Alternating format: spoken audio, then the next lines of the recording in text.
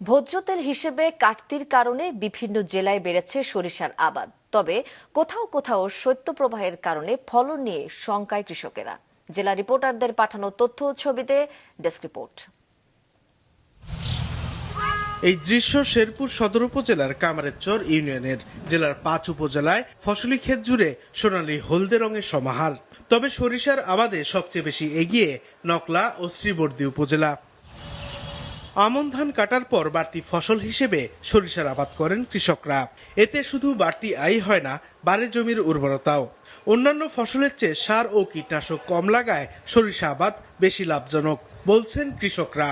শস্যের আবাদ আমরা করি, এটা ফাও মনে করেন যে ওই ইরির আবাদ করি, বাওয়ার আবাদ করি, আর মাঝামাঝি শস্যের আবাদটা করি। লাভজনক ফসল হওয়ায় নেত্রকোনাতেও বেড়েছে সরিষার আবাদ।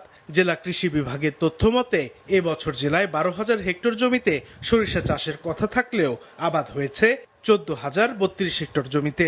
অন্য বছরের তুলনায় এবার ফলন আরো বেশি হয়েছে এবং তেলের দামও বাড়তে দিকে আমরা ফলনও বাড়াই দিছি এবং শস্যও বেশি করছি। এই সামনে আমন ফসল করছি আমরা, এবার ইরি ফসল করবো। এর মাঝখানে যে সময়টুকু থাকে এতে শস্য করা যায়, দুইটা ফসলও দান পাই। এরপরে মাঝখানে সময়টা আমরা শস্য উৎপাদন করতে পারি। আমন কর্তনের পরপরই যে সমস্ত শর্ট ডিউরেশন আমন ধানগুলি ছিল, যেমন বিনা ১৭, বিধান ৭১, ৭৫, এই শর্ট ডিউরেশন আমন ধানগুলো কর্তন করার পরপরই কৃষকগণ সরিষা চাষ করেছে।